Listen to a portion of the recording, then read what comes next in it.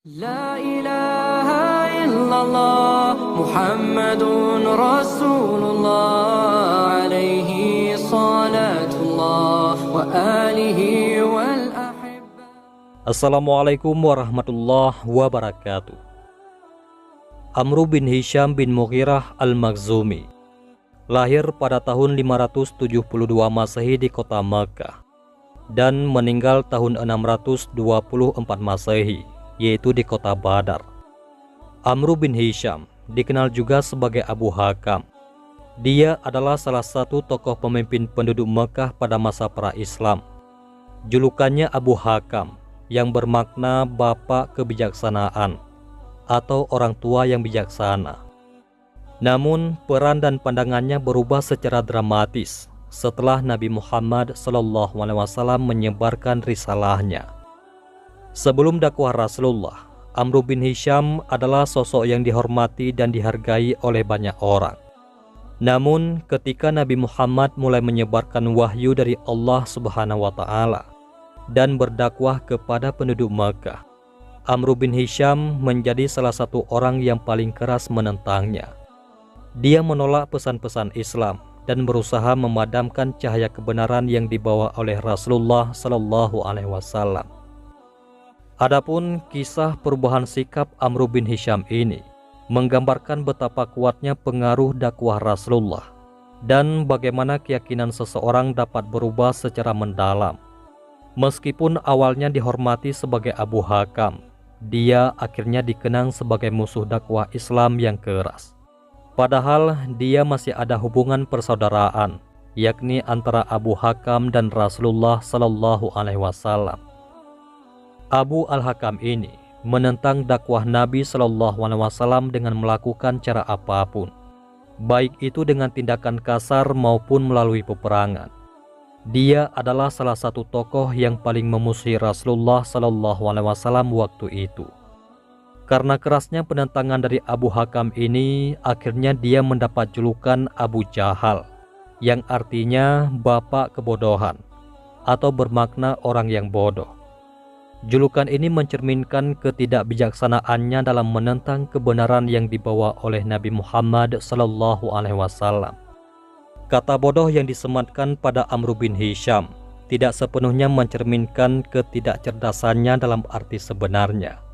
Sebenarnya, dia adalah sosok yang pintar dan cerdas. Namun, julukan ini muncul karena sikapnya yang keras menentang ajaran Islam dan dakwah Rasulullah sallallahu alaihi wasallam. Amru bin Hisham adalah orang yang paling gigih dalam mengingkari pesan-pesan Islam. Meskipun memiliki ilmu pengetahuan yang luas, dia memilih untuk menentang kebenaran yang dibawa oleh Rasulullah sallallahu alaihi wasallam.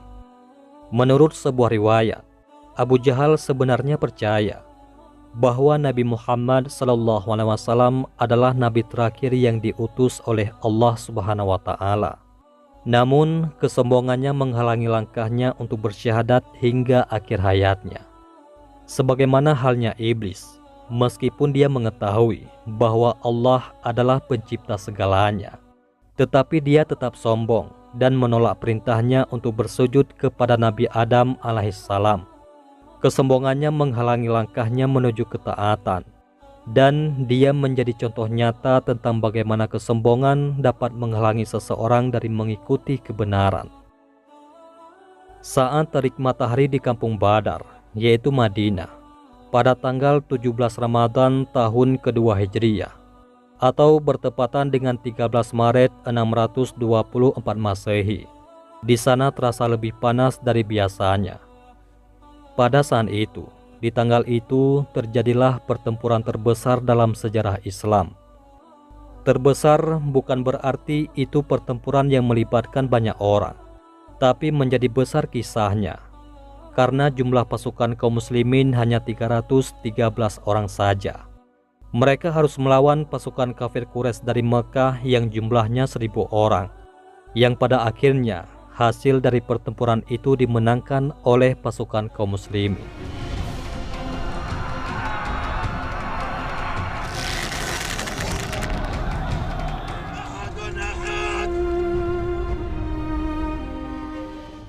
Dan pada video ini kita tidak akan membahas secara rinci tentang kisah perang Badar dan faktor-faktor kemenangan kaum muslimin.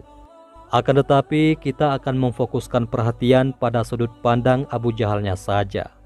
Karena pada saat itu Abu Jahal memegang peran kunci sebagai pemimpin pasukan kafir Quraisy. Ketika perang belum mencapai puncaknya, saat itu salah seorang sahabat Rasulullah SAW yang bernama Abdurrahman bin Auf berhenti di tengah-tengah barisan pasukan muslimin. Tiba-tiba ada seorang anak muda yang mungkin usianya antara 16 atau 17 tahunan datang mendekatinya. Anak muda ini berkata, "Wahai paman, apakah paman mengenal Abu Jahal?" Abdurrahman bin Auf radhiyallahu an menjawab, "Saya mengenalnya wahai anak muda. Kamu ada perlu apa dengannya?" Jawab sahabat ini. Dengan nada agak marah, anak muda ini berkata, "Aku dengar di Mekah, Abu Jahal ini sering memaki-maki Rasulullah. Demi Allah yang telah menguasai jiwaku, kalau saja aku melihat Abu Jahal ini, aku tidak akan lepaskan sebelum salah satu dari kami ada yang mati." Belakangan diketahui pemuda yang berbicara dengan Abdurrahman bin Auf ini adalah seorang pemuda yang bernama Mu'az bin Afra yang berasal dari kaum Ansar. Kemudian Abdurrahman radhiyallahu an sangat terkesan mendengar kata-kata dari si pemuda. Belum lagi hilang rasa takjubnya kepada pemuda ini. Tak lama berselang, tiba-tiba datang lagi seorang pemuda lainnya yang juga berasal dari kaum Ansar. Pemuda yang baru datang ini langsung berkata kepada Abdurrahman bin Auf, "Wahai paman, apa paman tahu yang mana Abu Jahal?" Abdurrahman radhiyallahu an menjawab, "Ya, tentu saja saya tahu. Ada perlu apa engkau dengannya?" Anak muda ini menjawab, "Aku dengar Abu Jahal selalu bersikap kasar terhadap Rasulullah di Mekah. Demi Allah, aku betul-betul ingin membunuhnya." Ternyata pemuda kedua yang mendatangi Abdurrahman radhiyallahu an ini adalah adiknya Mu'az bin Afra, yang namanya adalah Mu'awiz bin Afra, yang usianya baru menginjak 15 tahun. Jadi beda dengan kakaknya tadi antara 1 tahun atau 2 tahun lebih muda. Lalu di kejauhan, Abdurrahman radhiyallahu an melihat sosok Abu Jahal. "Itu dia Abu Jahal," seru Abdurrahman bin Auf sambil menunjuk orang yang beliau maksud. Saat itu Abu Jahal ini sudah tahu kalau dirinya menjadi sasaran utama dari pasukan kaum muslimin. Itu sebabnya dia dijaga ketat oleh pasukan kaum kafir Quraisy. Abu Jahal dilindungi oleh 10 lapis pasukan yang bersenjata lengkap. Setelah mereka tahu yang mana Abu Jahal, kedua kakak beradik ini langsung melesat maju bagaikan anak panah yang terlepas dari busurnya. Keduanya menerobos 10 lapis pasukan Quraisy demi bisa menggapai Abu Jahal yang saat itu berada di belakang pasukan. Pemuda 15 tahun yang bernama Mu'awiz atau si adik berhasil menerobos pasukan penjaga Abu Jahal. Pedangnya sukses melukai paha Abu Jahal dengan sayatan yang dalam. Hanya saja Mu'awiz terbunuh duluan sebelum berhasil membunuh Abu Jahal. Pemuda yang berusia 15 tahun ini pun syahid. Saat itu juga, kemudian si kakak yang berusia 17 tahun berhasil melukai kaki Abu Jahal yang sebelahnya.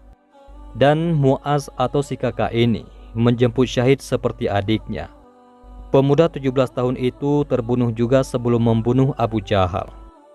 Meskipun Abu Jahal tidak terbunuh, akan tetapi karena 2 serangan itu, tubuhnya sempat limbung. Dan pada akhirnya tersungkur ke tanah dengan darah yang mengucur deras dari kedua kakinya. Pada saat Abu Jahal sudah tak berdaya, saat itu salah seorang sahabat Rasulullah SAW yang bernama Ibnu Mas'ud mendekati Abu Jahal dengan pedangnya. Beliau langsung berdiri di tengah tubuh Abu Jahal yang saat itu sedang sekarat. Saat Ibnu Mas'ud mau memenggal lehernya, Abu Jahal memberi isyarat dengan matanya, seperti ingin mengucapkan sesuatu. Mungkin kata-kata terakhirnya. Ibnu Mas'ud radhiyallahu an saat itu berpikir mungkin si Abu Jahal ini mau bersyahadat di detik-detik terakhir kehidupannya. Kemudian Ibnu Mas'ud menahan pedangnya itu dan mendekatkan telinganya ke mulut Abu Jahal. Saat itu Abu Jahal berbisik, "Sampaikanlah salamku kepada temanmu. Bilang ke dia kalau aku itu adalah musuh dia di dunia dan di akhirat." Dikiranya mau mengucapkan syahadat, tapi malah Abu Jahal tetap menyombongkan dirinya di detik-detik terakhir kehidupannya. Lalu mendengar ucapan Abu Jahal itu, Ibnu Mas'ud mengangkat pedangnya dan langsung menebas batang leher Abu Jahal. Rasulullah Shallallahu Alaihi Wasallam bertanya pada Ibnu Mas'ud apa yang diucapkannya. Ibnu Mas'ud radhiyallahu an menjawab, "Dia katakan, dia musuh engkau wahai Rasulullah, baik di dunia maupun di akhirat." Adapun akhir dari peperangan itu dimenangkan oleh kaum muslimin, meskipun jumlah pasukannya jauh lebih sedikit. Bahkan jumlah korban perang ini hanya 14 orang saja dari kaum muslimin dan 70 orang dari kaum kafir. Selain itu, pasukan kaum muslimin berhasil menawan sekitar 70 orang pasukan kafir Quraisy. Seperti yang telah disebutkan, kaum kafir yang tewas, yaitu 70 orang, termasuk di dalamnya ada Abu Jahal. Dan di tempat itu pula ke-70 orang itu dikuburkan. Jadi mayat Abu Jahal dikubur bersama 69 orang pasukan kafirin, dikubur di area medan perang itu. Setelah mereka ditimbun tanah, Nabi Shallallahu Alaihi Wasallam mendekati kuburan mereka. Sebagaimana yang diriwayatkan, Rasulullah Shallallahu Alaihi Wasallam lalu berbicara dengan orang-orang kafir yang telah mati itu di dalam kuburnya. Rasulullah Shallallahu Alaihi Wasallam bersabda, "Hai Abu Jahal bin Hisham, hai Utbah bin Rabi'ah, hai Syaibah bin Rabi'ah." Seru Rasulullah Shallallahu Alaihi Wasallam menyebut nama-nama petinggi Quraisy yang telah tewas. "Apakah kalian telah mendapati apa yang telah dijanjikan oleh Rabb kalian itu benar?" Para sahabat terperanjat dengan apa yang dilakukan oleh Rasulullah Shallallahu Alaihi Wasallam. Saat itu Umar bin Khattab radhiyallahu an bertanya, "Ya Rasulullah, bagaimana engkau mengajak bicara orang-orang yang telah menjadi bangkai?" Rasulullah Shallallahu Alaihi Wasallam menjawab, "Demi zat yang jiwaku berada di tangannya, kalian tidak lebih mendengar pertanyaanku itu melebihi mereka. Hanya saja mereka tidak dapat menjawab." Beberapa ulama mengatakan, saat itu para jasad Abu Jahal dan lainnya bisa mendengar apa yang disabdakan oleh Rasulullah Shallallahu Alaihi Wasallam, tapi sayangnya mereka tidak bisa menjawabnya. Atau bisa saja mereka menjawab tapi tidak bisa didengar. Wallahu a'lam bissawab. Demikianlah ketika Umar bin Khattab menyaksikan Rasulullah berbicara dengan mayat Abu Jahal, hatinya bergetar. Dalam momen itu beliau menyadari kebesaran dan kebenaran Islam. Dan semoga kisah ini menginspirasi kita semua untuk mendekatkan diri kepada Allah Subhanahu wa Ta'ala dan mengambil pelajaran dari perjalanan hidup para sahabat Rasulullah Sallallahu Alaihi Wasallam. Akhirul kalam, wabillahi taufik wal hidayah. Wassalamualaikum warahmatullahi wabarakatuh.